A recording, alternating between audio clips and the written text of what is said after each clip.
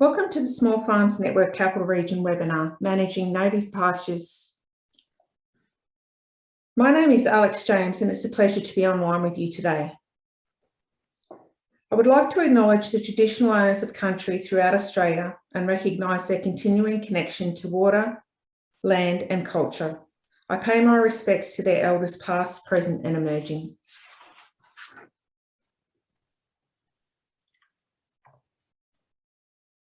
The Small Farms Network Capital Region Incorporated is a grassroots information service. The Volunteer Committee help organise programs specifically designed for small farmers. This event would not be possible without their hard work and support. I'd like to thank our sponsor, the National Landcare Program, and we received in-kind support from South East Local Land Services, particularly Jo Powells and Fiona Leech. And I thank them for speaking at this event. I'm just going to tell you a little bit about how you can participate in the webinar today. At the bottom of your screen, you'll see a chat box, which is where you'll be able to type your questions. If you select everyone when you send your message, other people will be able to see what you have asked. The chat box messages will be recorded. This webinar will be recorded and placed on the Small Farms Network Capital Region YouTube channel. Attendees cannot be seen in the recording. At the end of the webinar, I invite you to complete the survey that comes up when the Zoom session is finished. Your feedback helps us plan and deliver events like this one.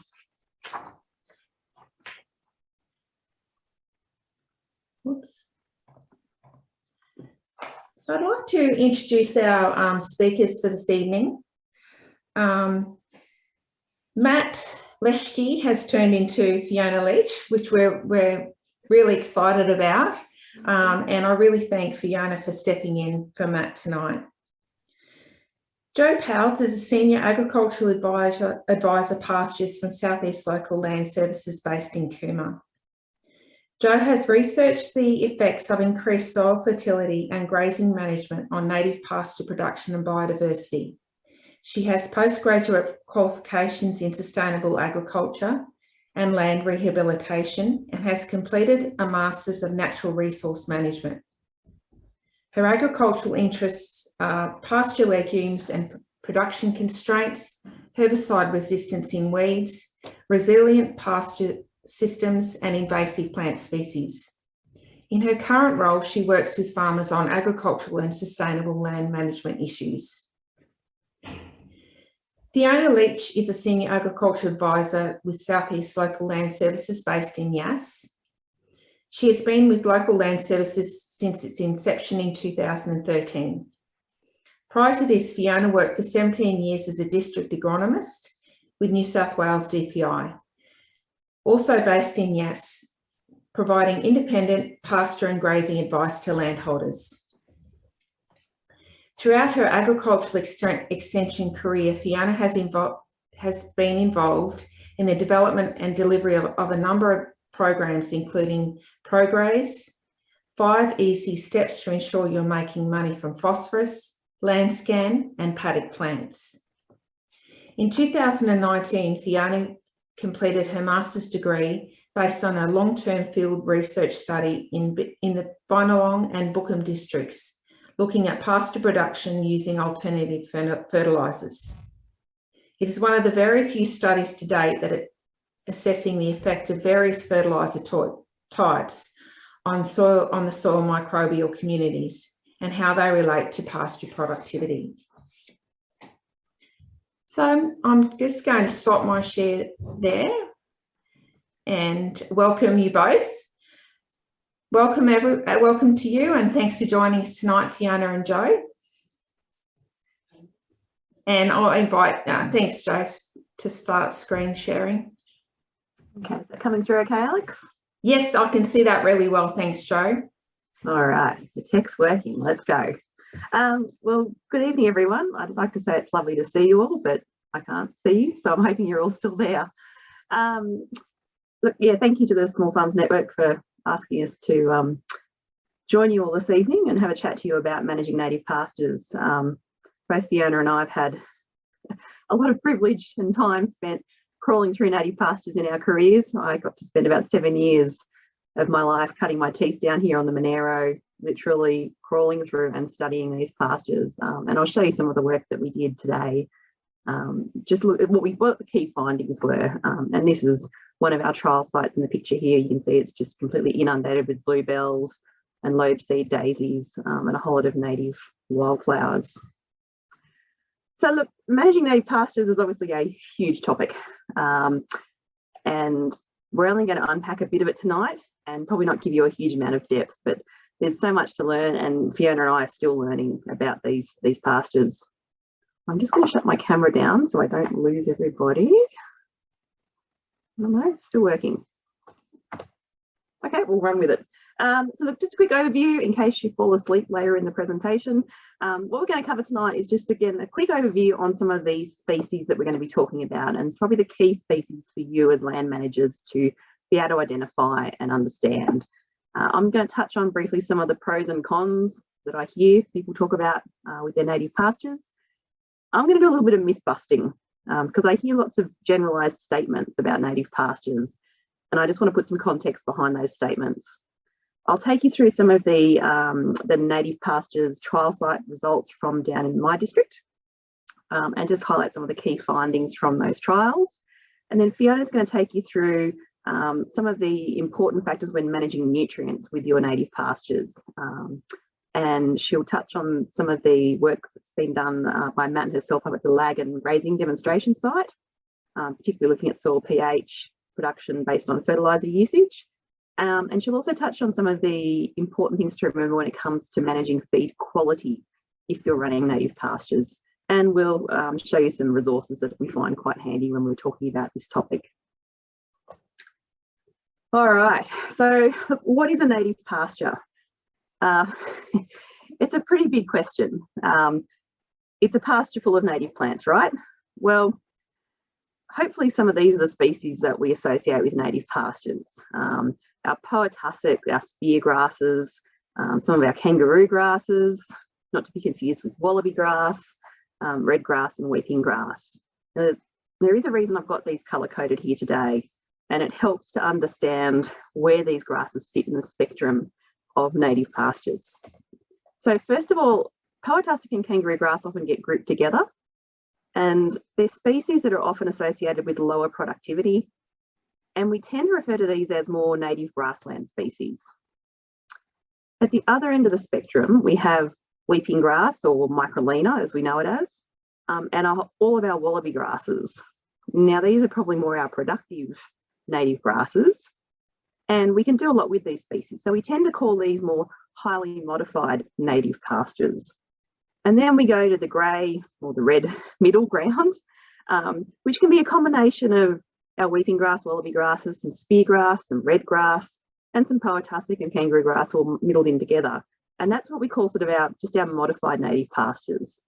Now, tonight we'll generally be talking about some of these modified and highly modified native pastures, but it is certainly worth acknowledging that these native grasslands do exist and are often the areas of the landscape that are more targeted towards conservation and more conservative management to protect those areas. All right, I know we did some plant identification workshops with the Small Farms Network earlier in the year. So we'll just do a quick crash course again, looking at some of these key pasture species. So snowgrass, or poa-tussock as it's often called, there is a huge range of poa species. One of the ones we most commonly deal with down here is Poa cebriana. It's a poa-tussock. There are a few other species, but this is the most common one. And you can see down here in this bottom right corner, it appears to be a very dominant grass, across some of our basalt grasslands. It is a temperate grass, which means it's not overly active in summer, but it likes autumn, winter and spring conditions. So it's one that's just starting to shift into gear now that it's springtime.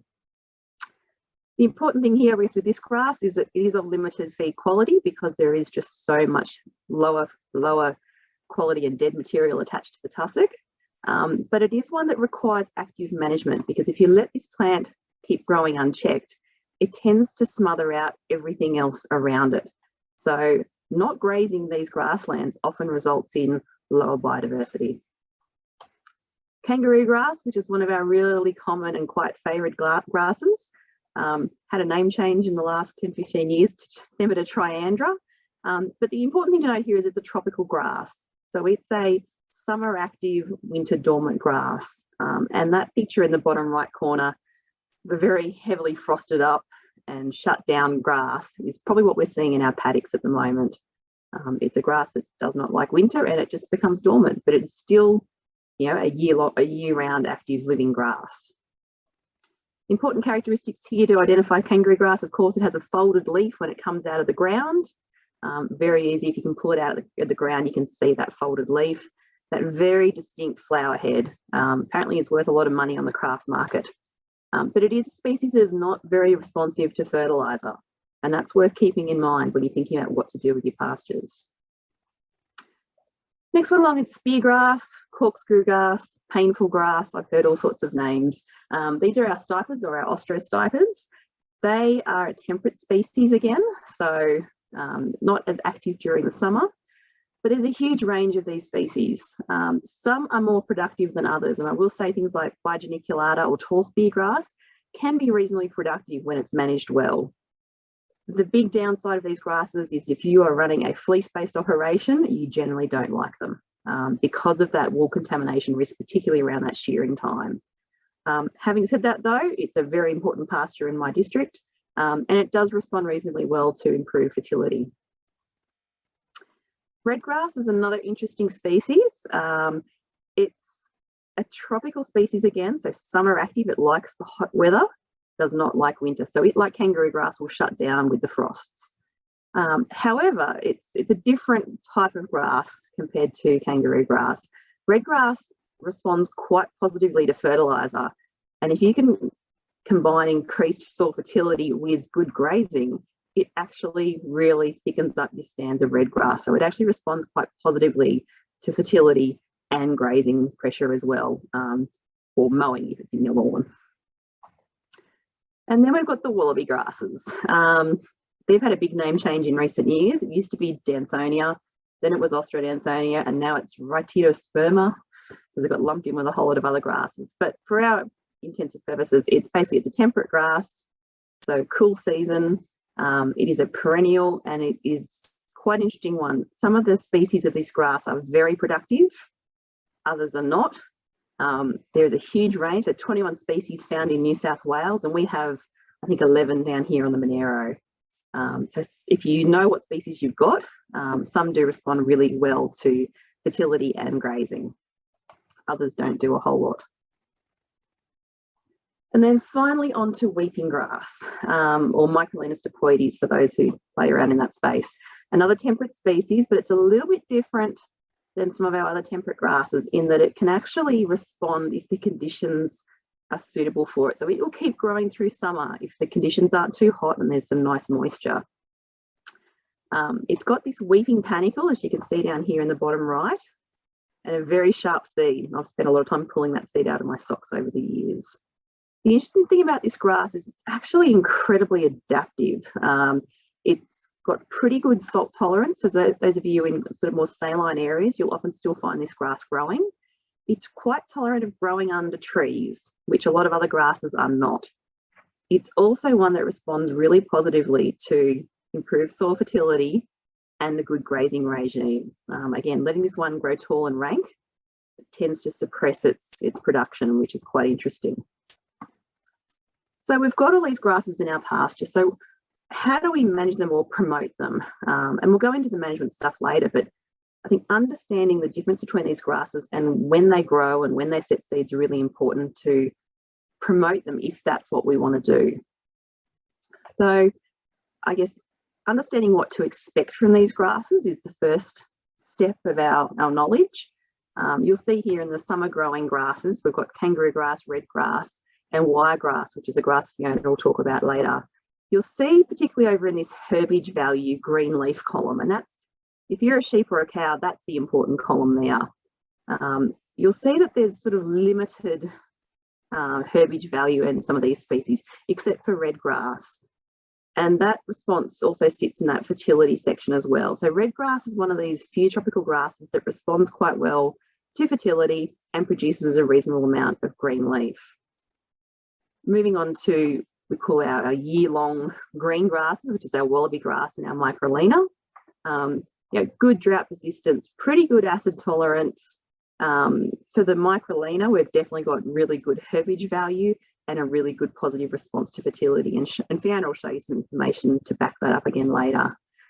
Again, our poa-tussock and our spear grass is probably not as valuable on the herbage front and a variable response to fertility. And this comes out of one of our Managing Native Pastures books that we've been using for years, called Managing for Production and Conservation. I mentioned before that knowing when these plants set seed is really important for manipulating or trying to increase the population of these plants, if that's what you're trying to do. And again, remembering when they're going to set seed so you can actually encourage them to set seed, let that seed fall, hit the ground, and then germinate and start the next cycle. So for kangaroo grass, the important period of that seeding and flowering window is late spring into summer. And it's generally by autumn it's done and dusted, whereas red grass is slightly slower to come on when it comes to flowering and then seeding. But given the right conditions, it can extend its flowering period out through to mid-autumn.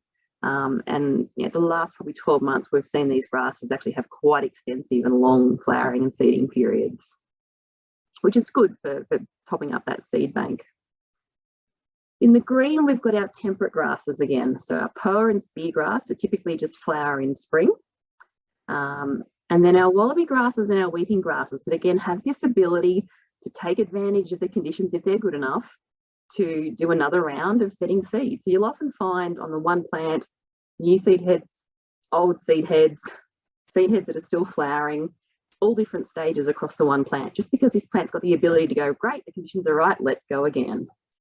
And that's what these grasses do. So if you know when to expect these seeding events, you can manage your paddocks to either enhance it or to suppress it, depending on what you're trying to do. All right, so back to this little set of squares again. The reason I put this back in a second time is you'll now notice that there's two extra features of this table. There's an arrow up the side here on the left, which is potential agricultural productivity. And you'll see as we go up the spectrum, we're seeing increased productivity. And again, that comes back to our weeping grasses and our wallaby grasses being some of our most productive native pastures. Across the bottom, we've got change from original species composition.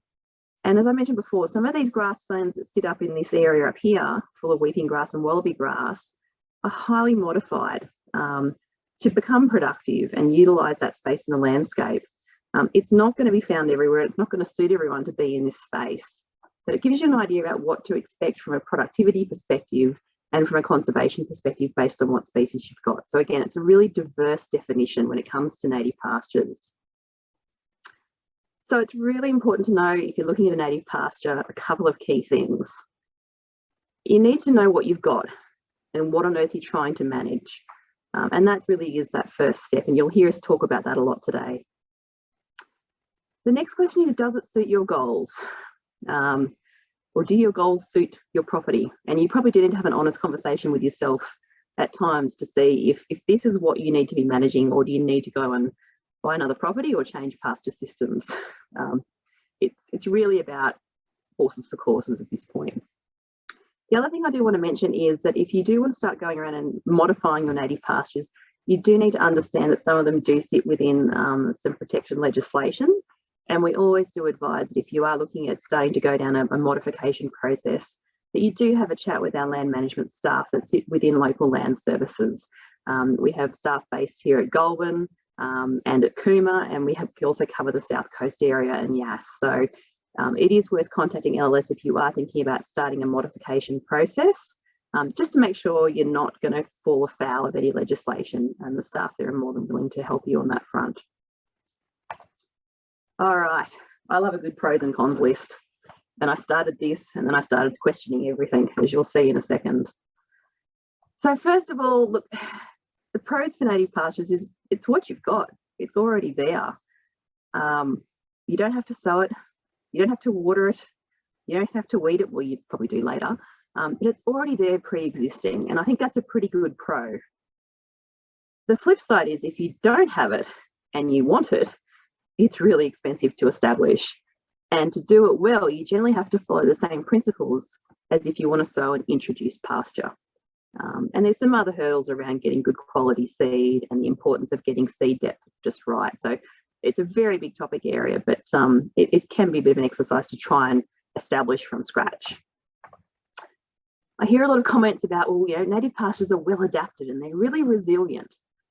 And I certainly agree with the first comment about them being well adapted. We find them in the landscape in certain situations time and time again, and we can see that they are well adapted to the situations that they're growing.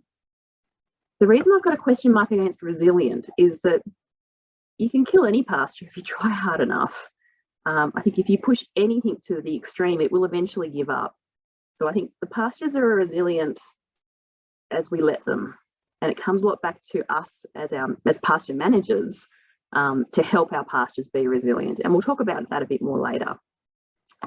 This is one I hear a little bit down my way, is they're just prone to weed invasion. And again, I think that comes back to a lot of management. Do we allow these pastures to become more prone to weed invasion? Is it something that we are doing as managers that's changing the chance that a weed will establish in that pasture and flourish? So again, another question mark around that one. We certainly know, and we'll go through plenty of data tonight, showing that you can improve the productive capacity of your native pastures if you start looking at soil fertility and grazing management. There's no doubt, and there's a huge amount of work in that space. So I'm happy with that sitting in the pros column. And yet we still hear these comments that it's just not productive. And my response to those really is, well, it depends on what your expectations are about what you expect from your pasture and how productive it should be. And for some people, it will never be productive enough. But for plenty others, it's actually probably just what we need. And it's sitting in a part of the landscape that may not be overly productive anyway. So if you've got an existing pasture, let's work with what we've got. And this is one we probably can't get around, and I mentioned it with the spear grasses or the corkscrew grasses, is we do have to manage this issue of fleece contamination from some of those seeds. All right, look, there's no doubt the native pastures have a lot of limitations, and we do need to understand a lot about how they work. But at the end of the day, I think this is probably our biggest limitation, is just knowledge, understanding what we've got. And the two big things is knowing the species, particularly for your area, and we're covering a very large area tonight with lots of different soil types, lots of different climates. So getting to know your own backyard's important. And then understanding how they like to be managed. And it's different for every species. Now, I mentioned there's a lot of information out there, but remember, there's also a lot of local trials. Fiona's going to talk about one tonight. There's also a big grazing trial at Bookham near Yass. We've got our trials down here on the Monera. So there's been a lot of local work done, understanding how local species are behaving in the environment. So it's worth asking around and looking just beyond some of those books that are out there as well, which are a great resource to start with. Again, really important to know the potential for your pastures. You know, it's never going to be a big feedlot machine, but some of these grasses do have a lot of potential that you can tap into if you want to, if it fits your farming goals. And that's another point there. The important thing, I guess, though, is that you've got to make sure your goals align with that pasture potential. And if they're completely out of sync, you'll really struggle to get anywhere. And I will mention budget, because at the end of the day, if you want to start modifying your native pasture, it will come at a cost. And I'll touch on how important that can be a bit later on. Now I'm going to dive into some myths, just because I hear these all the time. And my main thing is you hear the myth, and it's important to look beyond that initial statement to find the context. So here's the first one: fertilizers kill native pastures. It's a nice grand statement. I think we can clearly say that that's not the fact, because if they did, there'd be no native pastures across vast areas of the Monero and all the southern tablelands, because fertilizers have a long history of use in our pastures in these districts. Fertilising a native pasture is done to address a nutrient deficiency. So it's done for a purpose, and it's important to keep that in mind. All our local research sites across the whole southern tablelands and up into the central and northern tablelands as well have identified that we can increase pasture growth rate when we start addressing these deficiencies. And Fiona will touch on the importance of these deficiencies as she goes through her talk. Just to give you a snapshot, this is one of the trial sites you can see here in the picture at Berridale. And this is some of our long, 5 years worth of data of us crawling through these paddocks every 6 weeks, looking at how much feed production there is from these species and their contribution to the feed pool. And the two things I just want you to concentrate on are the purpley blue bar across the bottom, and then the purple layer sitting above it. Now, this was a high treatment paddock, so we actually took a more aggressive approach to addressing nutrient deficiency in these paddocks, and we were putting 250 kilos of single superphosphate out every year. Very high aggressive treatment to try and hit our targets when it came to addressing phosphorus deficiency. And you can see long term that we actually, there are dips and troughs, and this was run through the Millennium Drought, this trial, so it was pretty challenging. But we haven't killed all the native grasses. You've got poa down here in the blue. You've got a significant pool of stiper in the pasture species as well, plus the yellow there, which is our Danthonia or wallaby grass. So we didn't kill the species, despite some of these claims. And here's another one of our sites at Bungarby. So this is on a basalt site. You can see an awful lot of blue in this chart, and that's our poa tussock, because it's a poa tussock dominated grassland. And again, we certainly reduced the volume and the contribution of the poa tussock over time, but we actually started getting good peaks of stiper, as well as some of our legume here in the orange. And a lot of this sort of latter suppression of the poa came from better grazing management. We actually got better utilisation of those pastures. So fertiliser doesn't kill native pastures, and please don't believe that it does. The next one is this one I hear a fair bit, is that using fertilisers on native pastures will reduce your biodiversity. And this is a chart that I see fairly often to back up that claim. But there's a lot more going on behind this work than what this chart actually shows. And I just want to point out, I guess, that correlation does not necessarily mean causation. Look at the context behind the work. So this is an interesting chart in that we've got the number of plant species up the side here, and then the phosphorus coal wall, which is the phosphorus readings in the soil tests as well. And generally, you can see the trend here that as phosphorus coal wall increases, you lose your plant species diversity. And that's the general trend that's demonstrated. And that's from genuine field work that's been done down in Victoria. But what this table doesn't, or what this chart doesn't account for, is the variability in the data. It doesn't take into account the different soil types. It doesn't take into account the different climate. And we know these two factors have huge influence on what species we see in a paddock. And it doesn't, on a smaller scale, take into account the different aspects. So do the number of plant species we see on a northern side of a hill, are they higher or lower than the number of species we see on the southern side of a hill? So all these factors influence the data that you see there, but the chart only shows you species, phosphorus, and as phosphorus increases, you lose species. So again, just be careful to look at the bigger picture behind some of these information that you get.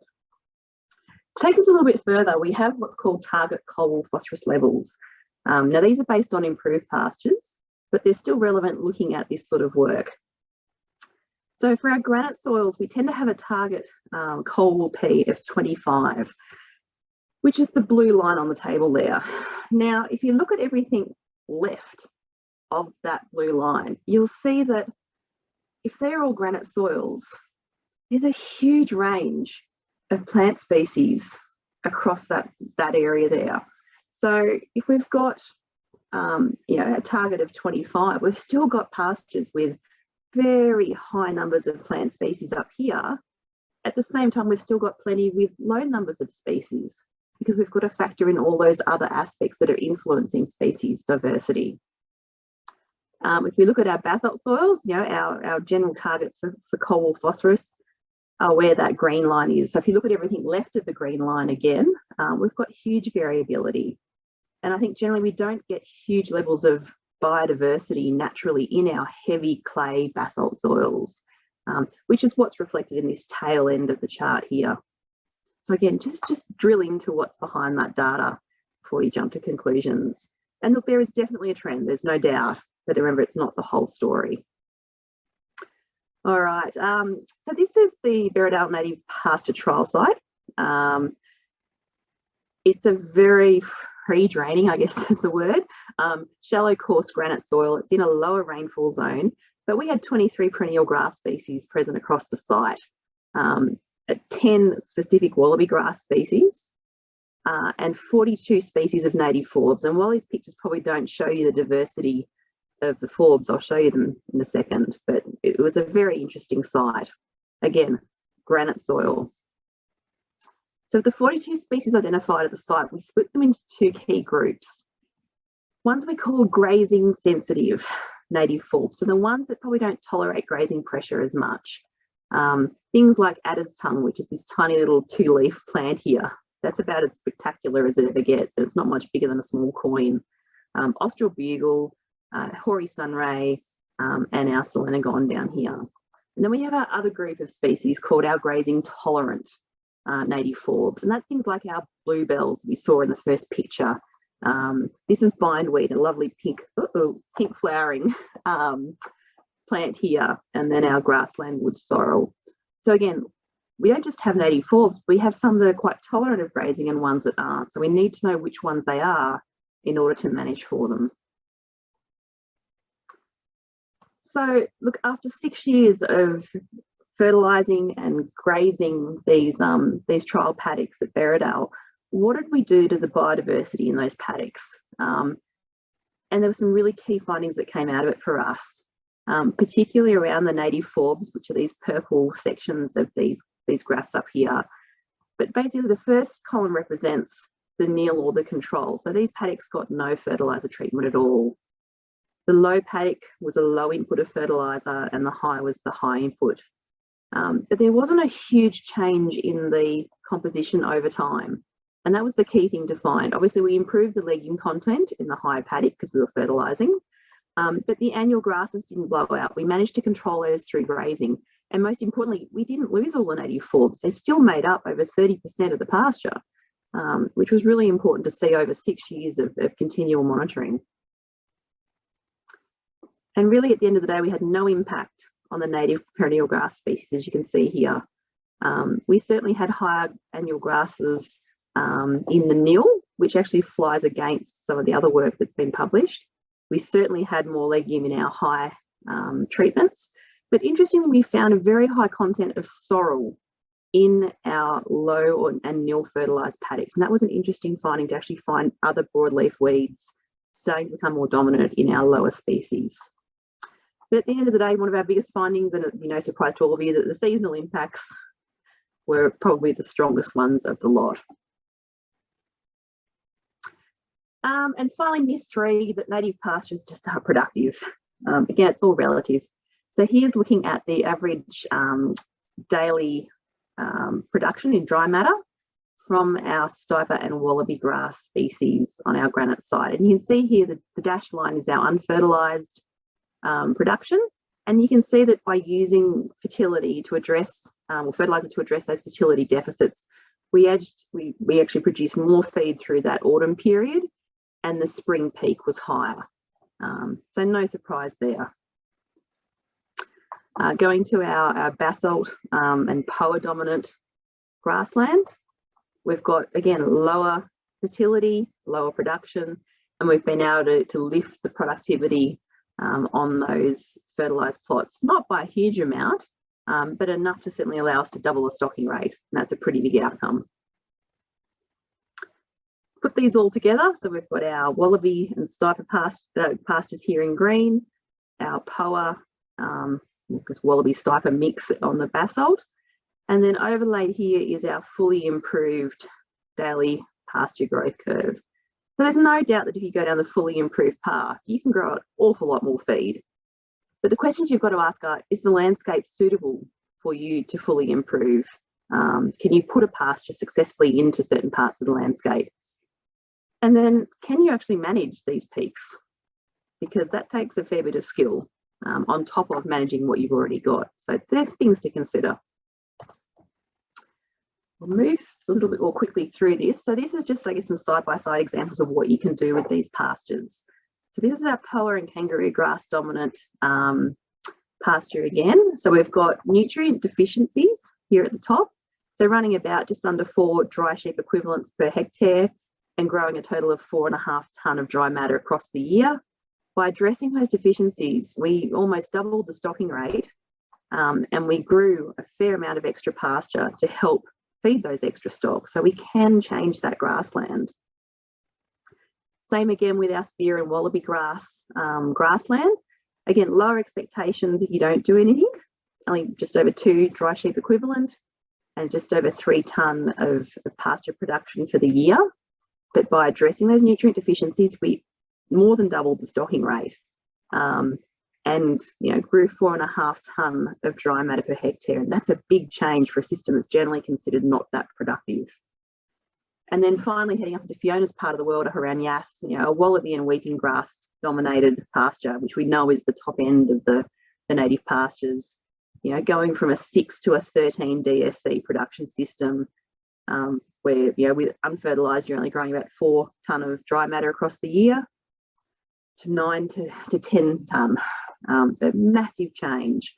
So you can do a lot with these pastures if you're prepared to manage them well. But it comes with a warning, and there's things you need to think about. So again, consider the potential for the response. Have you got the right species, the right rainfall, the right soil type, the right landscape?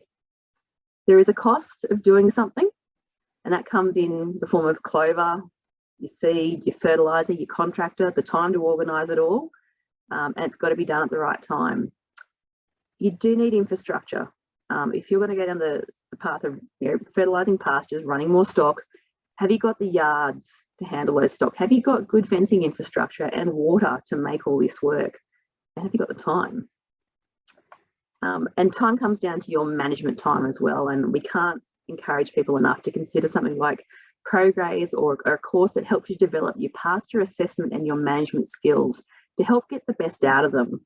We don't all have to be high-end producers, but if we can manage what we've got well, then we're a long way along the path to keeping our pastures quite sustainable.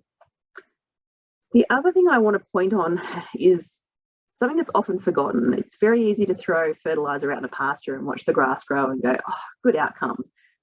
But that costs you money. Unless you can actually convert that pasture into protein via an animal, you're going to go out backwards pretty fast. And I'll show you in a second just how rapid that is. But when you're doing your budgeting, you do need to allow a fair bit of extra cash to pay for the livestock, because again, growing grass does not make you money. This is a very old data run, so please don't pay too much attention to the cash flow surplus deficit numbers on the side. This was a scenario we ran probably 15 years ago, well before stock prices went through the roof. So this was a scenario where we put superphosphate out at 125 kilos per hectare every 2 years. And we ran the economics on this. So obviously we've got upfront in year 1 the cost of that fertiliser starting. But this scenario looks at the fact that if you fertilise every year but don't add the extra livestock, you just go out backwards rapidly. You're never going to make money unless you increase the livestock. So what do you do? How fast can you go out changing that stocking rate? You don't have to do too much to see a rapid turnaround. So this is a scenario looking at increasing the stocking rate by 1.5 times in the first year. And there's plenty of work out there showing that if you start from a nutrient deficient pasture and start addressing some of the big deficiencies, you get a rapid turnaround in growth, which means you can start carrying more stock. If you then go to double your base carrying capacity in the second year, you can see how quickly these systems can become quite profitable. And you haven't had to sow the pasture, you haven't had to do all the weed cleanup beforehand, you've just modified and manipulated the pasture you've got, if you've got a responsive native pasture. So look, I think I'll pull up there. Again, this is one of our grazing trial sites down at Bungarby. It's my key message is really, first of all, look at the species you've got and how you want to manage them. There is a lot of potential in these pastures, particularly if you're starting from a low nutrient base. You know, they are not the big forage crops and the big pastures that other areas have, but they certainly have a place in the landscape, and we can manage them in a way that doesn't compromise the biodiversity, but we can still, you know, produce good quality meat or fibre from these pastures in a sustainable manner. So I'll pull up there and let Fiona take over. Thanks, Jo. That was really good.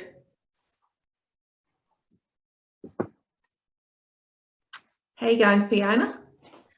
Yes, thanks, Alex. I'm just sharing my screen at the minute. Thank you.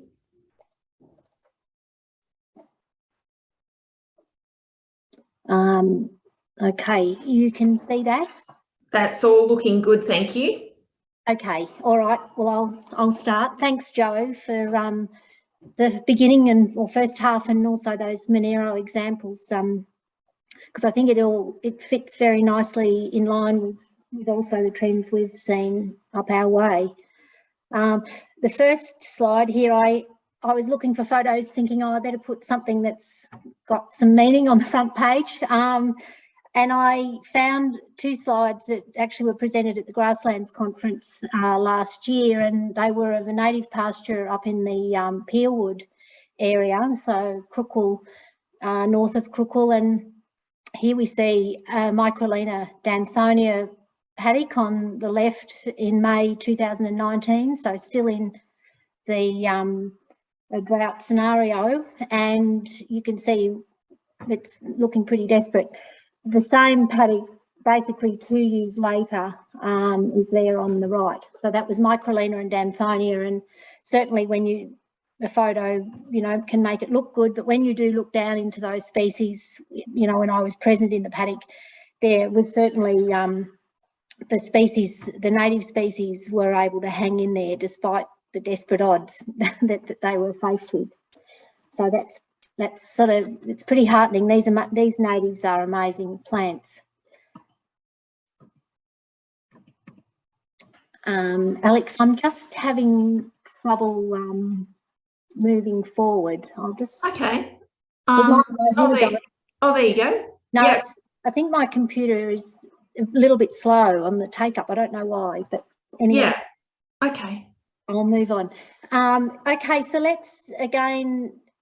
I think setting the scene with native pastures, basically there's 3 options in terms of management that you can go down. One is you have these native pastures as almost what you'd call for conservation value. They are a true native grassland, and that's how you manage it. The second category is a more modified native pasture. So this is where we'd be looking to manage it to retain the present species composition, but managing it also for agricultural productivity. Then the last category is more highly productive native pastures. So in this case, and Jo's alluded to that as well, is that we're managing it for actually agricultural performance without losing, you know, the stability, the sustainability of the current species that you've got there. Excuse me. So a few key points I felt were sort of paramount in the area of the productive capacity of our natives. I guess firstly, low fertility stable grasslands are actually of low productive value in terms of livestock production. But we do know that native grasses will respond to fertiliser. Jo's clearly shown that in hers. And as you increase that soil fertility, we also know that there's greater competition that develops between plants, you know, for the water, for the nutrients and the light. As you increase that soil fertility, we do actually start to favour some of the exotic annuals. And so I guess that's where it's essential to use grazing management. When you go down the path of increasing soil fertility, you must put over the top of it pretty strategic grazing management skills are needed to stay on top of those annuals and keep things in balance. It's really important to match stocking rate to the capacity of the pasture. and to maintain a productive and sustainable pasture of the native species. A tool that we actually teach in the ProGraze course, but it's something called fodder budgeting. That's a tool that really does help you learn how to match your stock numbers and stocking rates to actually the capacity of your pasture. And another pretty important point is that, you know, before considering that you might even decide to fertilise a pasture that's native, it's worth assessing, are you utilising what you've already got? Because if you're not, there's no point putting fertiliser out to grow more. You will only destabilise things without being able to utilise what you grow. Now, this slide starts to discuss or highlight the importance of soil nutrients, and whether you've got a natural system or a farm system, the interaction that's occurring is where we've got nutrients cycling basically between the soil, the plant, and the animal. Now, in a natural system, the whole thing's running at a fairly low productivity. But if you want to start, I guess, ramping up production so that you can grow more, you can carry more stock, we do need inputs to take it all to a new level of production. But noting, when you start farming, you are actually removing nutrients as well in terms of your product that you farm.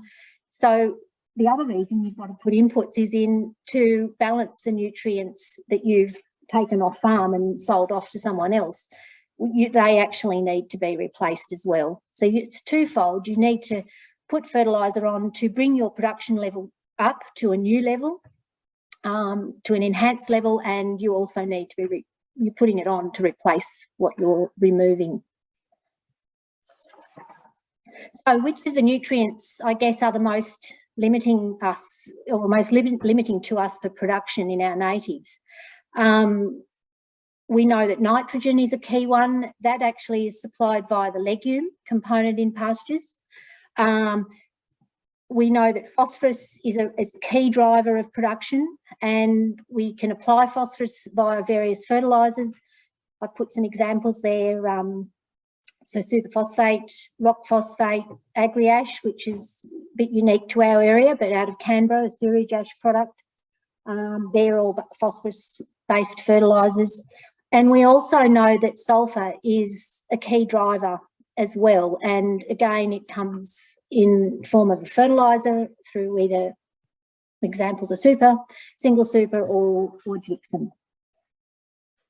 Now, this is a slide a little bit more complex, but I've put it up to just show you some research work. Excuse me, got a frog. I'll just have a drink.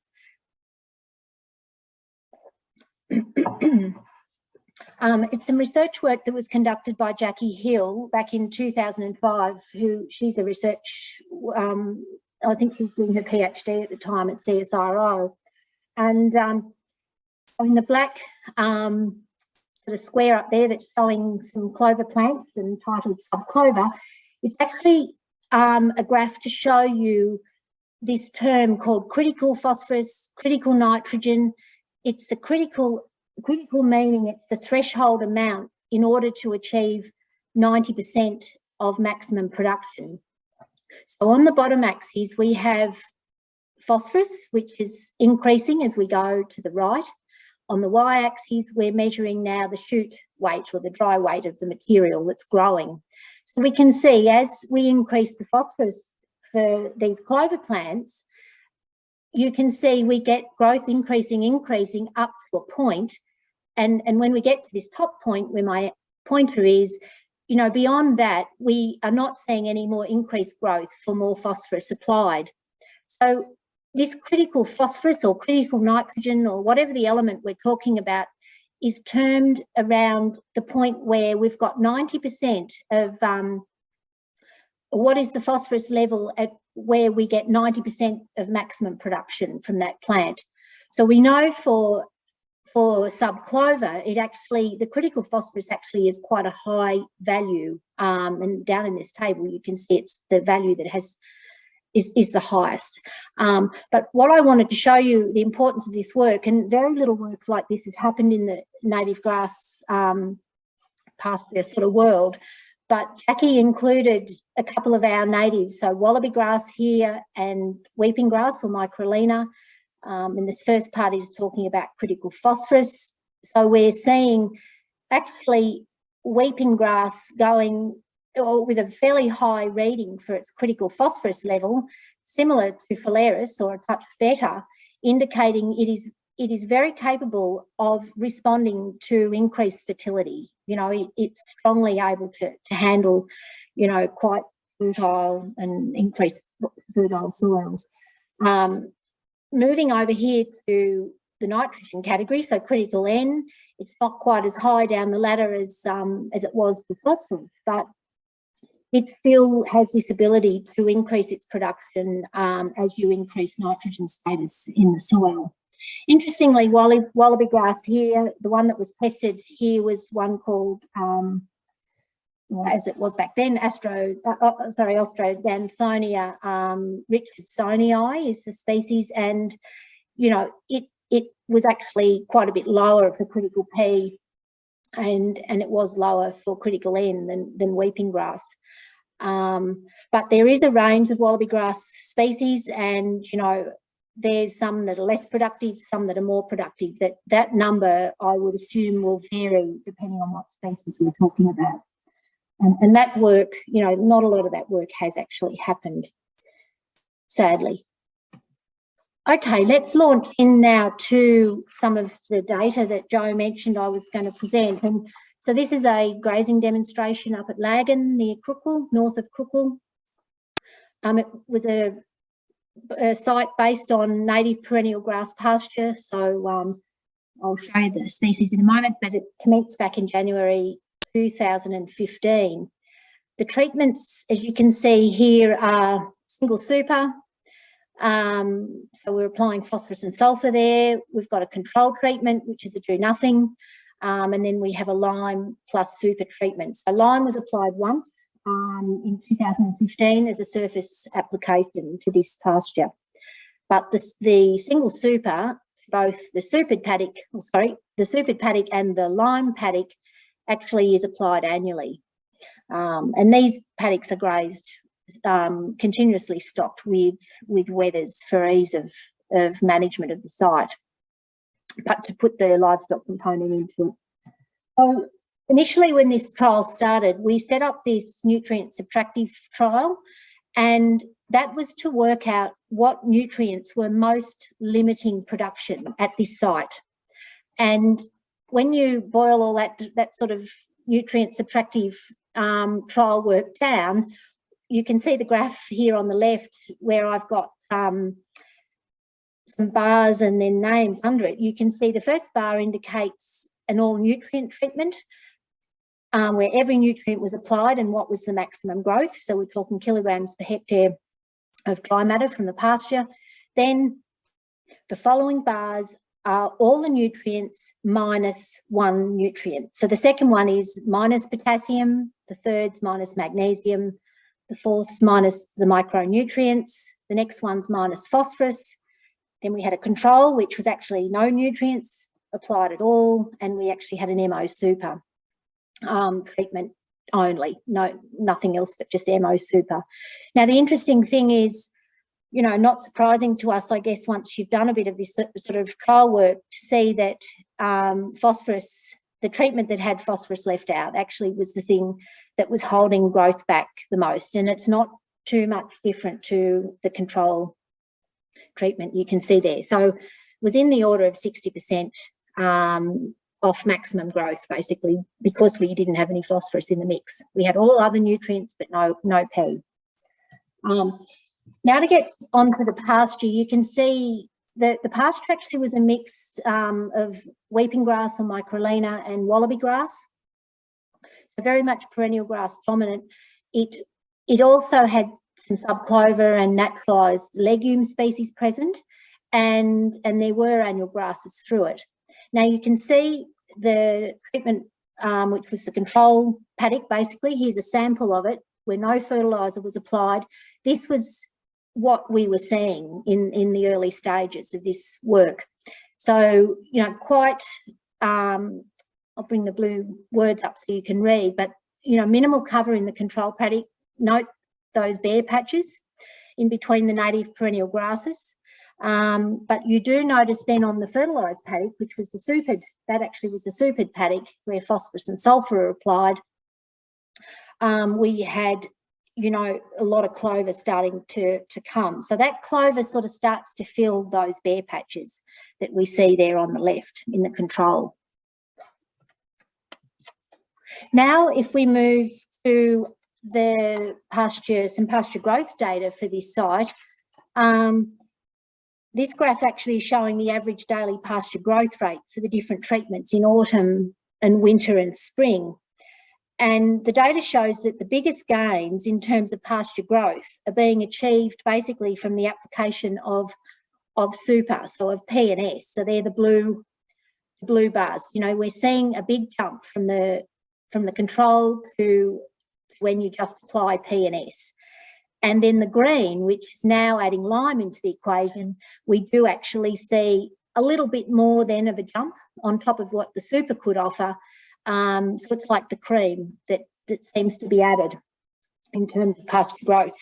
But the biggest jump compared from the control is really the phosphorus and sulphur application, which is going from the grey to the blue, and then the lime is added in the green on top of the nutrients. So I guess, you know, while the increase in pasture production is evident across all those seasons that we've measured, I think it's important to note that the additional growth in autumn and winter is really of the greatest value, as this is the period, you know, when we have the minimum amount of feed available, and it basically sets the annual stocking rate, and, you know, of what you can cope with on that pasture.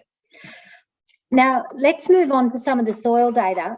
The picture of the soil on the left is, so it's showing, you know, a silty loam type topsoil for this, and that goes to, you know, almost a ruler length of 25 centimetres of thereabouts. And then under that is a more light clay sort of subsoil. And the numbers here on the right are a soil test summary before anything's added, you know, of nutrients, or it's basically the controlled site, a 0 to 10 centimetre test showing, you know, it's very acid at 4 in calcium chloride, pH, aluminium is high at 40%, and you look at the phosphorus Colwell figure of 10, that's pretty low, and sulphur at 4.5 is certainly there's still a lot of response to happen there. But it does have quite a high soil carbon, total carbon percentage, which, yeah, it was interesting. We hadn't predicted that. Interestingly, just put this slide in because I want you to realise these acid soils, if you haven't already, are pretty common on the tablelands. And this was our spring soil testing that went on last spring in 2021.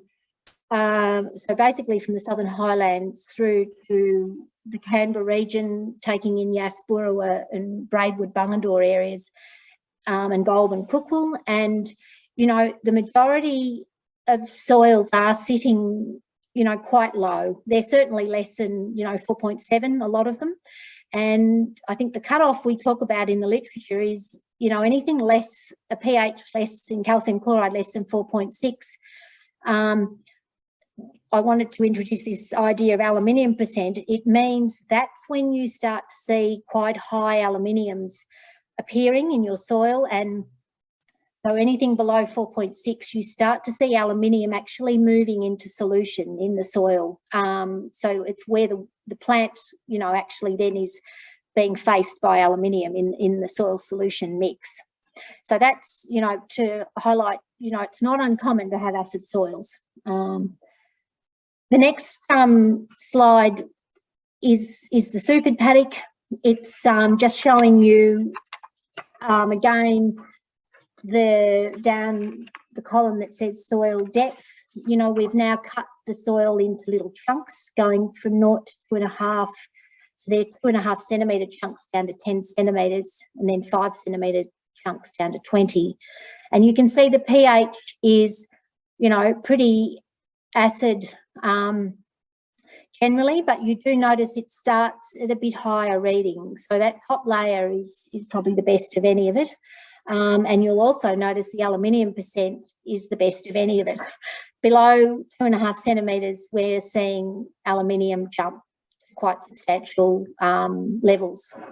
And, you know, some people would be saying, well, I know in our world, like they talk about, well, you know, how do you get plants to grow in that? And then what about the legume component, which is a pretty important part of our pastures to do the nitrogen fixation? How do they cope with soils this acid? So I just wanted to show you this picture that here at this site in the supered paddock, here we've got some subclover, and then little nodules you can see that are being pointed to here. They are all colonising basically around the crown or just below the crown, which is really in this 2.5 centimetre layer, the top inch basically. And that's because it's the least acid. And those little guys, the Rhizobium bacterium, actually prefer less acid conditions to be able to efficiently fix atmospheric nitrogen. So that is why, you know, in these soils we do fix nitrogen, but it does happen very close to the surface, largely because of that more alkaline layer, a little bit less acid layer that suits the Rhizobium.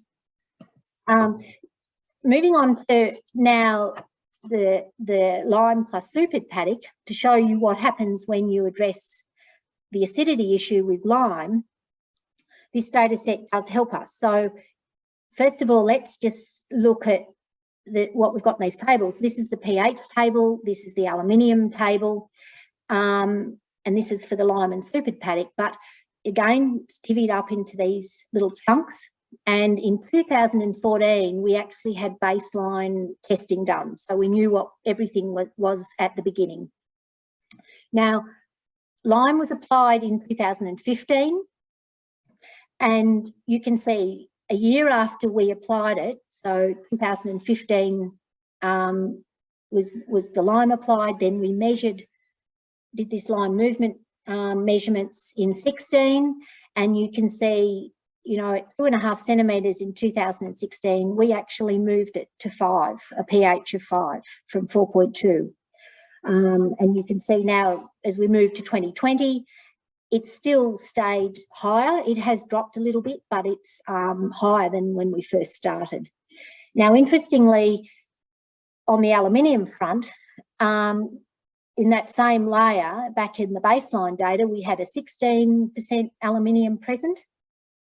When we limed, we brought it back to 0, basically by 6 when we measured in 2016. And you know, to 2020, the numbers are only climbing very gradually, that's still a pretty nice environment.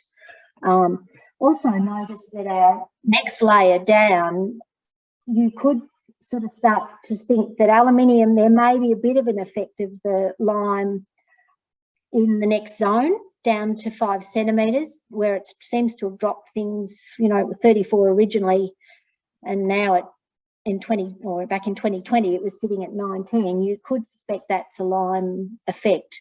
But really, you know, largely it's looking, the strong lime effect has not moved deeper, of 2.5 tonne to the hectare, did not move deeper than 1 inch, basically. Now let's look at the livestock and economic data. This is showing the 3 treatments, the control, single super and lime and super. You can see that the wethers were set stocked on these plots, and you can see by fertilising with phosphorus and sulphur, trying to reach that critical phosphorus level for this site, we actually have increased by 2 wethers to the hectare, or almost, you could say, 2 DFE to the hectare. So that's about a 43% increase due to fertiliser that we're seeing, the carrying capacity of that pasture. If we add lime into the equation on top of the super, it's giving us an extra 0.9 of a DSE or wether. So about another 14% increase in stocking rate. Then I won't go through each line individually, but you know, it's giving you the income and costs that are associated with each plot. But the bottom line is that that profit line at the bottom is the control, you know, at $306 per hectare per year. When we put single super out, we are, or addressing phosphorus and sulphur, we are seeing, you know, a 32% increase in profit due to those nutrients. And when we add lime in, we're actually seeing about a 20% increase on top of that phosphorus and sulphur application. So, you know, stocking, a bit of an increase in stocking rate, and given good prices for livestock, there actually has been, you know, it's showing it's profitable at this stage to be liming as well as the fertilising. So just some points to note, I felt, you know, to leave you with on that piece of work. Remember, you must have a legume present in that native pasture in order to address the nitrogen limitations and to allow you to then realise any production potential. Usually phosphorus and sulphur are going to be required first. They're where you're going to get the biggest gains coming from by addressing those two nutrients. We know that they are commonly deficient. Now, following this addition of PNS, at the lag and grazing demo site, we did see this positive pasture response to lime with increased legume performance. So they grew very well, as well as, you know, that overall profitability. But it is important to note this hasn't always been the case in previous field work. So I guess, you know, pasture response to lime can be a bit unpredictable in our established pastures, whether they're whether they're native or introduced. But it depends on that depth of penetration of the lime. That will vary with soil type, and then the resulting impact on pasture production varies. So I think the best idea really is to use some test strips to check, you know, if you're getting a pasture response there. So just to quickly touch on now the quality of our pastures and what are they worth. How do we measure it first? We largely talk digestibility, which for those that may not already know, it's that amount of feed that an animal eats that is then utilised by the animal and you know, used for to keep it going in maintenance, growth, milk production, you know, wool production, whatever. And the remaining amount is you know, then put out as feces.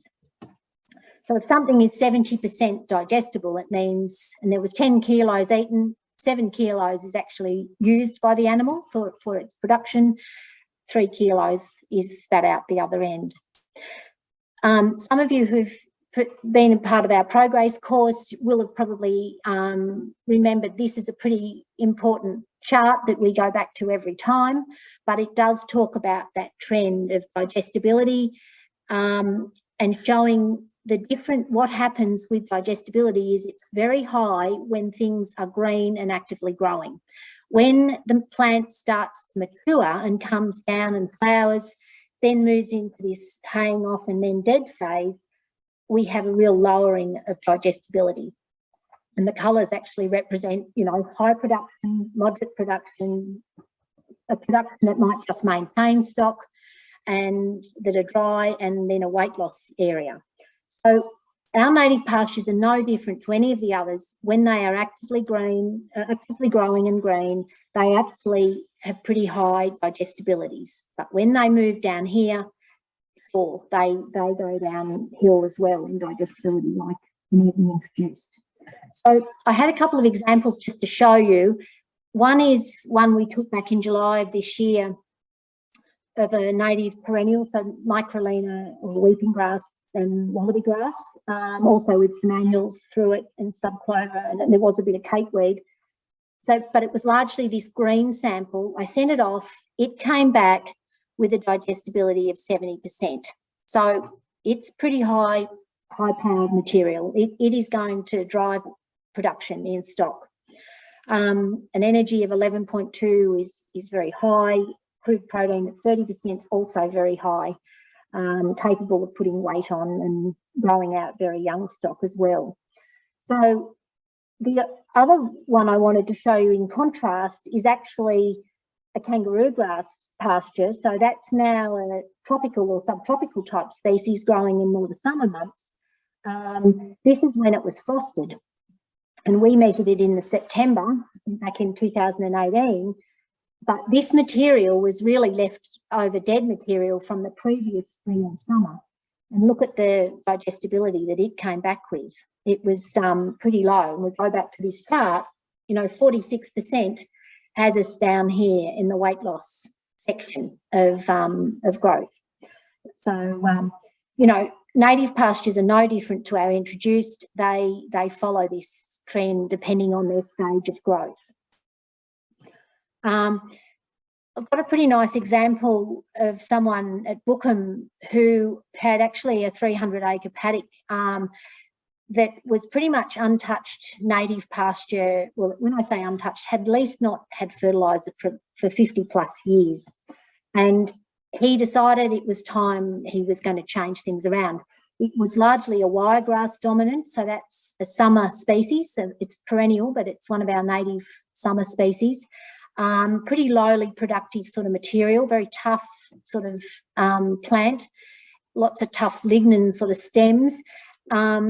It had a bit of red grass through it, some wallaby grass, bit of weeping grass or microlina, and some legume material just ticking away, you know, but no major production.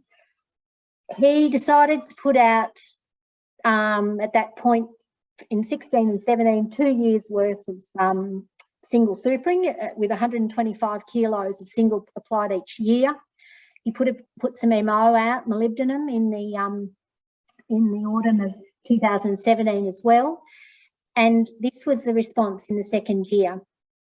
So you can see we now have increased growth of these native, legume, naturalised legumes, we call them. That's actually suckling clover, the yellow. There was also subclover in there. And he started to notice more microlina and wallaby grass coming. Now, there was still this wiregrass sort of stems present, but it was becoming a bit less dominant. This is a wiregrass plant going down, looking in, and you can see, you know, up the top I've got an arrow pointing. This is a bit of microlina that's starting to develop in the pasture and or be a bit brought more back to life. At the expense of the wiregrass, and there's some suckling clover there with the yellow flowers coming through and the old wiregrass stems. And this is the paddock as a whole. Tony Armour is the farmer. He was happy for me to mention, but you know, this is the paddock that's now had 2 years. Now I have to say, I only spoke to him this week, and he said he has put fertiliser out on this site now for 7 years, and the microlina and wallaby grass are really going very well, and some more red grass. So things have changed there. Okay, I think we're running a bit behind time. I'll just finish up now. That our main messages that Jo and I sort of came to when we presented or put our presentations together were, you know, in order to move forward with this, you've got to know what you've got. So, you know, plant ID is crucial. You've got to start to understand your species, when they grow, you know, what are their needs, tolerances, you know, likes, dislikes. So how do we foster them? We've got to understand that you need to manage soil nutrients. And once you start introducing soil fertility, you must have stocking rate go with it and increase with it, because you will grow more material, and unless you graze it, you actually will destabilise the native pasture, and that's when you run the risk of losing some of your perennials. So our ProGraze course is one of the courses that I guess helps you to develop some of those skills around grazing management and understanding, as you increase fertility, how that becomes so important. And we teach things like fodder budgeting I mentioned earlier. And lastly, you know, have realistic expectations about what you're trying to achieve, and you know, do your homework.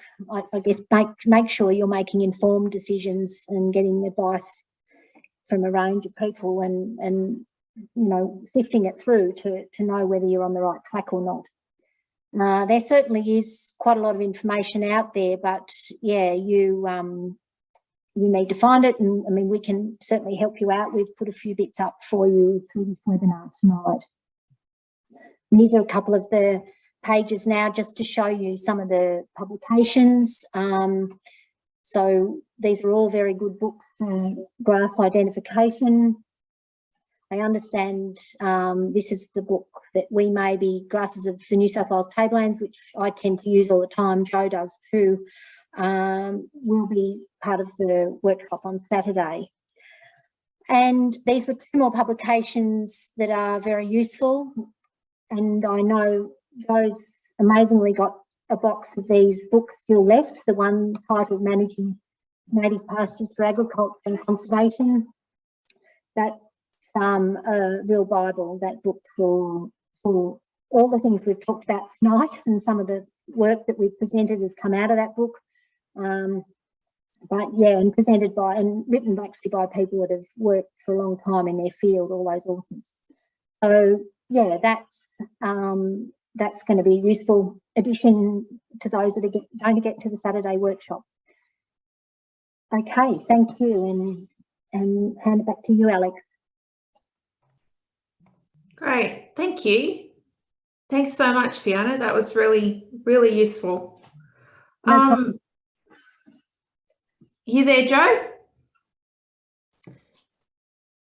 Yes.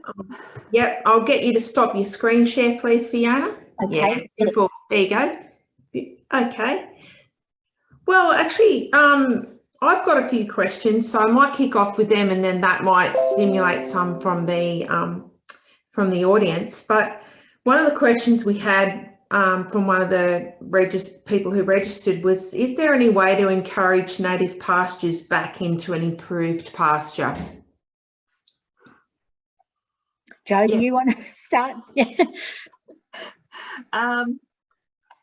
It depends on your time frame, really. If you've got plenty of time, we tend to see these grasses just slowly start reappearing anyway. There's a soil seed bank of these grasses that do naturally just germinate over time. And I'm yet to see a 5 or a 10-year-old improved pasture that doesn't have some native pasture species creeping back into it. So if you've got plenty of time, you'll probably find that these species start reappearing anyway. The other way, I guess, it's a bit counterintuitive, but a lot of our improved pasture species really only hang around if there's the soil fertility there to promote them. So lowering the soil fertility can be one aspect, but I think we generally just find these species start reappearing within a introduced pasture anyway. And I was just speaking with a colleague today who said, it's an old pasture paddock. There's a heap of phalaris in there, but there's also a heap of native pasture species as well. And we were trying to decide whether it was a native pasture or whether it was an improved pasture with a whole lot of native species mixed into it. So I think, again, understanding when the native pasture plants are seeding and helping promote those plants to seed will help prop up the seed bank. And then make sure you're utilising the improved pastures, but shift your management style to promote the seeding and the recruitment of those native pasture species. And hence why it's important to know when they're seeding, when they're flowering, and how we can help them to do that. Yeah, okay. And there was another one that was, does Local Land Services have any information for people, or do you have any advice for anyone wanting to re-establish pastures after bushfire? Jo and I've discussed, we've actually discussed a bit about the recovery, just in our preparation, and it's amazing how resilient these natives are coming out of, whether they've come out of drought or whether they've come out of fire, and quite severe fires, a lot of them, and we both agree, and I know colleagues of both of ours, it's very clear, agree with this concept that you don't make too many rash decisions coming out of a bushfire of what you should do with a paddock. Whether it's introduced or native, you must give it time to respond, because you particularly in a native scenario might be quite surprised how resilient they are and capable of still, you know, coming through, giving them rest and letting them set seed as much as they can prior to any grazing event. But it is, yeah, they are amazingly resilient. I've seen fires that have come through this Bookham Yass district, and you know, they've burnt into the layers, the inch of soil, and microlina in particular. Oh my God, it was just, you know, amazing what came back. It took a while, but they can regenerate given time and rest. Yeah. So would you start your fertiliser regime like, you know, fairly soon after, or I guess it depends on rainfall and a lot of factors, but yeah. Look, fertility, and particularly in microlina's case, would help it to recover and get on to build itself back up again. Yeah, certainly. But you know, any of the natives, it would be about giving it time to see what comes back. We certainly have, you know, I think Jo sent through some resources, and one of them was the bushfire bit, so you can make that available, obviously. But and interestingly, we put a whole series of videos together. They're still not quite finished about recovery after bushfires and drought from the last round of, you know, of terrible circumstances we all went through. So there is some coming in the pipeline from southeast, but I do think there is some available through the Central Tablelands LLS that have already been made. Okay. I have actually posted that up so that people can see the link, and I'll just put up the Lagan trial as well. I don't have any other specific questions, and no one from the audience has raised anything at this point. So I think unless you've got something else that you'd like to add that we've not covered, I'll just go. Oh, Amy's raised her hand, and I'll just encourage you, Amy, to type your question in. Can you find? Oh, we've got two raised hands. So I might just let one of them talk, and we'll see if we can. Maybe there's a problem with. Hang on a sec. Maybe they can't. I'm just going to let Amy allow you to talk. Can you hear me, Amy? On mute still? Oh, she'd need to unmute. Can you unmute yourself, Amy? May not be able to. I'm not. Perhaps there's a problem with the chat box. Can you talk, Jennifer? All right. Hello. Yes. Is that Jennifer? Oh, hi. Yeah, I found a few difficulties in trying to get a chat on. Right. Okay. We'll go ahead. You could ask your question if you like. Got a paddock up the back once I can get access to it, which is in the plans, which has a lot of sedge grass along a creek line. So I'm looking to sort of change the dynamics on that, but I just don't know about what would be the best way to sort of proceed in trying to get rid of the sedge because it's highly unproductive and replace it with something suitable, although there is some desirable species there as well as I have a high microlina and even some kangaroo grass growing amongst it. I plan to go to the paddock walk on Saturday, so I might be able to further explore that. So just looking for some suggestions there on, you know, sedge grass. It hasn't been sort of mentioned. Can I just comment, Alex, just asking Jennifer, is it fertilised, this paddock? I've just muted. Yeah. Hello, can you still hear me? Yeah. I was able to give it a lime a few years ago, but other than that, well, I don't think that part of the paddock where the sedge is, it didn't get much lime on it because of the access problems. Yeah, my feeling would be probably as you were able to fertilise, if you were able to fertilise that paddock, but you would have to increase your grazing pressure, you might find that competition and grazing pressure might suppress the sedges a little bit more and you know, promote the more desirables. So it could be that, you know, fertility and grazing could help change it a bit. I think the sedges are possibly also telling you something about that landscape too, that they often prefer these wet drainage lines or boggy areas. They do quite well there, other than compared to other species. So it's possibly telling us that the landscape's quite different in those areas. We made to handle it a bit differently than other parts of the landscape as well. Okay, so I think I've just enabled the chat function just to let the audience know. I'm pretty sure if someone would like to try, perhaps one of you could try typing in there. I'll ask Kathy if she'd like to talk, and then I'll probably wrap it up. Yeah, so okay, so the chat's working now if anyone would like to type a question in.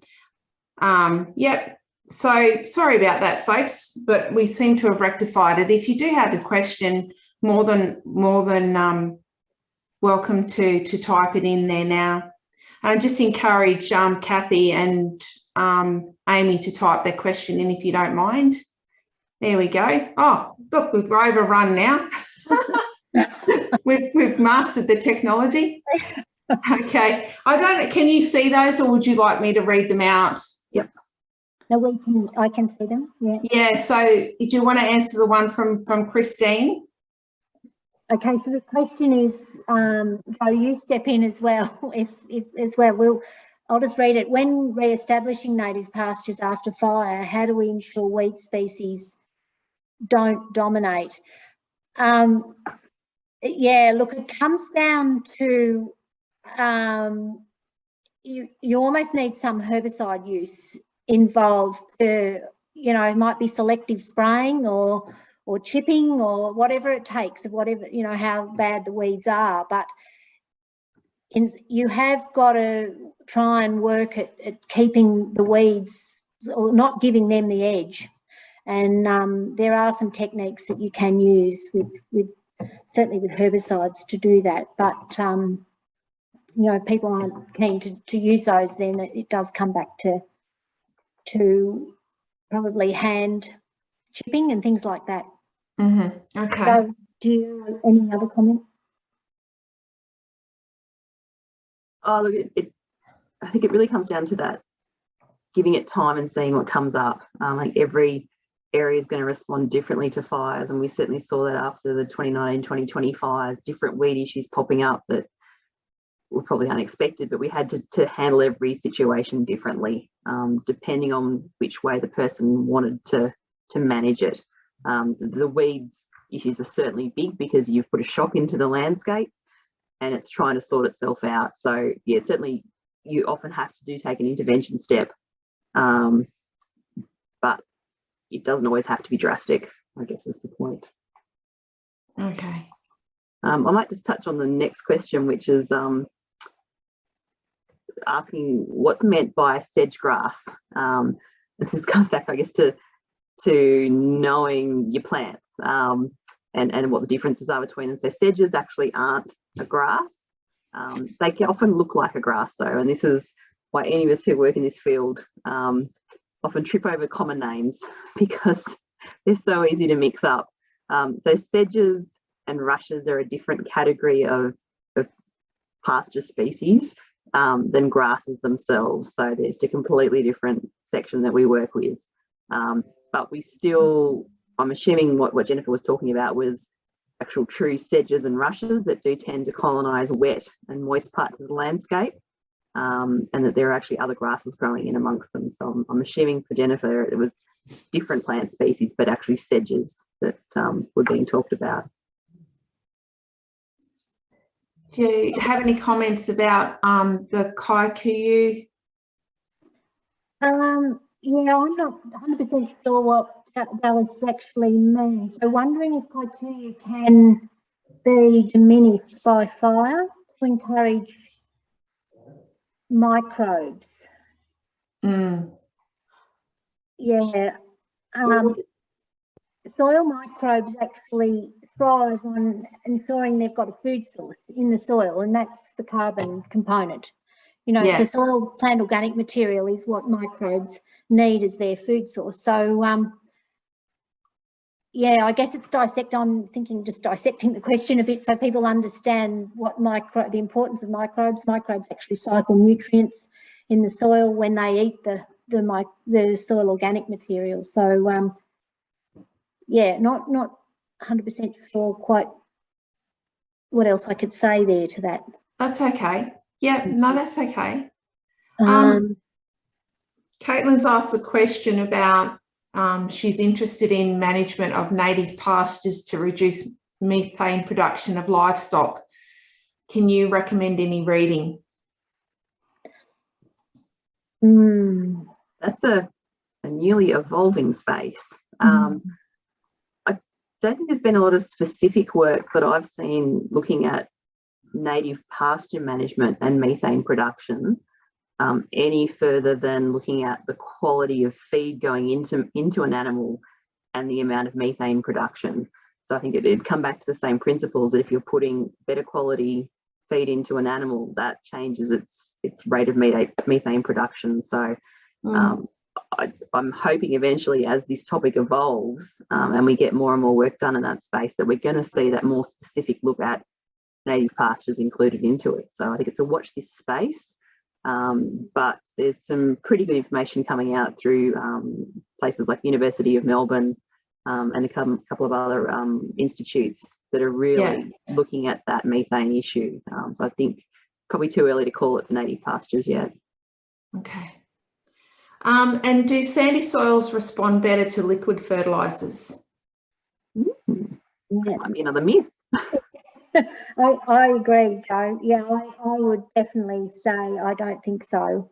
And people must remember that liquid fertilisers, well, I've often been asked, you know, am I better to put a foliar fertiliser on than a granular fertiliser? And if you think about plants in general, plants actually have a root system. You know, they were designed with a root system because that's where the majority of the nutrients are meant to be taken up by, not to be taken up through the stomates or the stomata on the leaves. So they can't get the amount of nutrient in through the stomata. It needs to come through the root system. So foliars are often used in horticulture and might be top-ups with micronutrients and things like that. But, you know, for the big ones like nitrogen, phosphorus, sulphur, even, you know, potassium, etc., if you end up finding you need it, yeah, no, you generally, I think, are better to still go with the fertilisers that allow it to be taken up through the roots. Okay. So there's a question there from Kathy just in regard to lime. Would running an agri-plough over the paddocks prior to applying lime and super help improve the pH and the aluminium further down the profile? And would that help?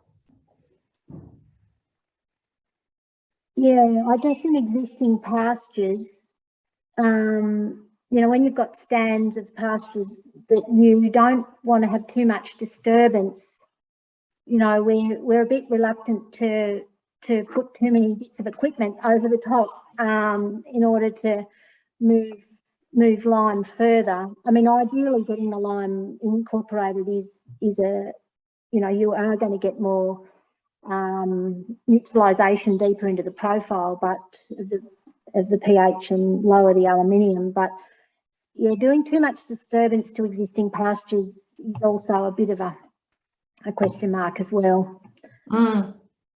Yeah. So I'm reluctant. Look, it varies. I've done a bit of line movement work on a soil at Barnalong back in the early 2000s over a 5-year period, and you know, it also depends on rainfall. You know, this was surface applied lime, 2.5 tonne, and you know, 2 years in, we were starting to see lime making a difference at 10 centimetres in the soil. But we've had quite good rainfall events, not as good as this year, of course, but a Yeah. bit more average, you know, little not so waterlogged, but good rainfall to move lime further. And so, you know, it can vary from year to year, and it varies from soil type to soil type. So, like Lagan's showing that we're not making any improvement on lowering pH beyond 2.5 centimetres, and I think it's largely due to the very high soil carbon content at that site. It's neutralising the lime all in the 2.5 centimetre zone. There's no more energy left in it to go deeper. So Okay. yeah. So Hannah's asked that she's just sort of made a statement, the importance of addressing fertility has been reinforced through the webinar, and you've recommended synthetic fertilisers. Is this a proposed as a long-term solution, or can we look at improving soil stature through biology and sustained fertility? So I think you could probably talk about that a little bit from your alternative fertilisers trial. Yeah, look, okay, I mean, it looks like we're pushing synthetic fertilisers, I suppose, with the work that we've done. Yeah. But, we aren't. It is about, I guess, as you get to know more about fertilisers and how they work, the plant actually needs to access the various nutrients in certain forms. And, you know, you get very available forms of nutrients and you get very unavailable forms of nutrients. And it so happens that some of the synthetic fertilisers actually have the nutrient forms in the form that the plant can access, so very readily. So single super fits that, in that the phosphorus in it and the sulphur are both in a very plant available form. But in saying that, it isn't everyone's choice to use a synthetic fertiliser. But also one qualification is that single super actually is rock phosphate as its base product. So it is a natural fertiliser, but it has had sulfuric acid added to it to bring the sulphur component up and to solubilise the P in the rock phosphate, so that it is available to the plants. So I think it's a bit of a myth. People think single super is some toxic poison. It's far from it. It actually is rock phosphate, but it has had sulfuric acid added to solubilise the P so the plant can access it.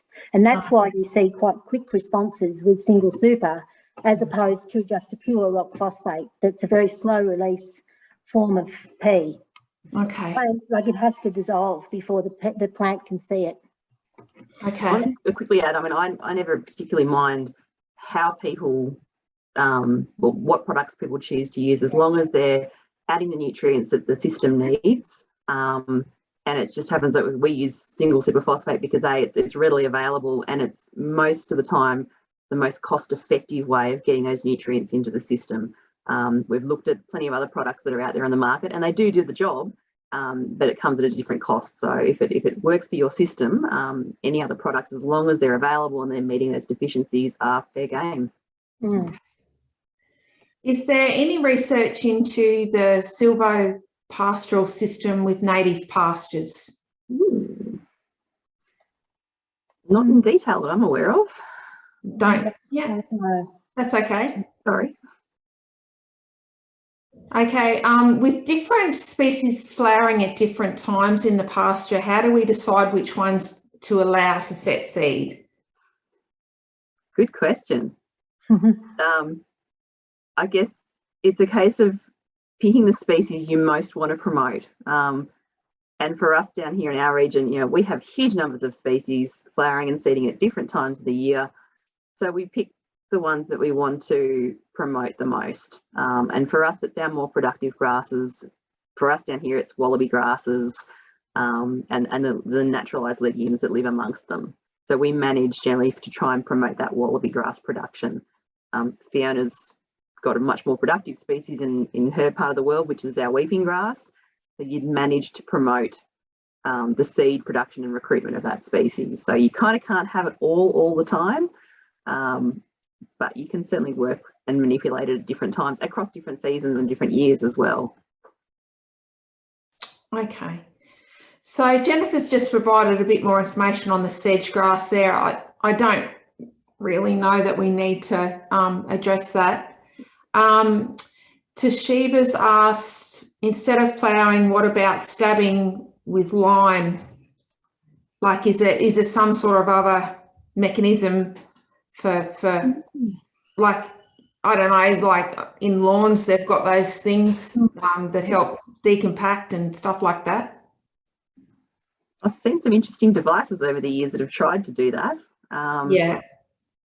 It's probably a very complicated way of trying to do it. Fiona, have you seen much at your end? Yeah, no, I mean, the aeration side of techniques, which you've probably seen as well, Jo, you know, where people try and aerate paddocks and, you know, there's been lime applied and that can help to push it down a little bit deeper, but it's not widely being adopted as that effective to make, you know, that bigger difference to make it work. I suppose if you're talking smaller acreages, then, you know, you're prepared to go to greater lengths to the cost doesn't, you know, it's not as prohibitive. By some of those things. I've seen aerators, but modified ones that actually have a barrel that sits with them and can feed the seed into the seed or the lime or whatever it is into the holes. It's probably okay for lime to go down into deeper holes as you aerate a soil, but if you drop a poor little grass seed down at any sort of depth below just that soil surface, it's not going to germinate very successfully. So be careful about what you're trying to do and achieve at the same time. Yeah, so when we were preparing for this webinar, Jo, you mentioned just getting the legumes into the system, and, you know, that some pastures, native pastures may not have them, and it also comes down to your management, which you've made pretty clear what your goals are and everything. But if you've got like a native pasture, how would you suggest that people introduce those legumes if they're not there? I think knowing why you want legumes in the pasture, obviously there's plenty of naturalised legumes, and I think given the long history back through the 60s and 70s of subclover and superphosphate being widely applied across the regions, you generally find some sort of legume in most pastures. So the absence of it originally can often just be a reflection of the lack of fertility. Those clovers don't survive particularly well unless they're being fed. So often you can get a pretty good bounce in your legume within a native pasture just by starting to address those nutrient deficiencies up front. If there is a real absence, you can certainly go about broadcasting legume seed across the pasture. It's pretty coarse, and you certainly lose volume of that seed through ant predation or getting it stuck up in the pasture. We've always said that the best way to get legume into a pasture is to get it into the soil. And I've worked with a few producers who would graze a paddock down very heavily, broadcast the legume seed out, and then run some big mobs over the paddock to try and push the seed down into the soil and get good seed soil contact. So you can play around with it, but it's amazing what you can find reappear when you start addressing these big nutrient deficiency gaps. How much comes back? And I think Fiona's demonstration showed that too. Okay, well, I'm just going to post Fiona's alternative fertiliser research project just in the chat, hopefully. Maybe not. There we go. There it is. All right. I think we've mostly covered off on all of those questions, so I might go to now just wrapping up the webinar, and that will only take a few moments.